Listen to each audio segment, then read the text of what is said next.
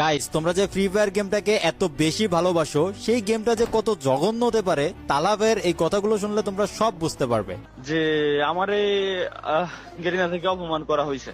না না, ওইটা না, বলিস না আমাকে লাইভে। অপমানটা করা হয়েছে কিভাবে? কারণ আমাকে ইভেন্টে ইনভাইট করা হয়, কোন ইভেন্টে? ঠিক আছে? ওই আমাদের খুলনায় ওই যে একটা ইভেন্ট হচ্ছিল, এই যে সরি মনে পড়ছে, ওয়াচ পার্টি।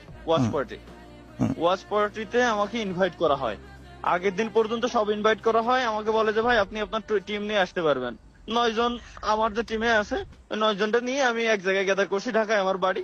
যে কালকে সকালে ঘুম থেকে উঠেই আমরা চলে যাবো ডিরেক্ট খুলনা। খুলনা থেকে আমার বাড়ি ঘুরে এসে দেন পরের দিন আবার আমরা ঢাকা ব্যাক করবো। হুম। ক্যামেরা ট্যামেরা সেট আপ সব আমার রেডি। হুম।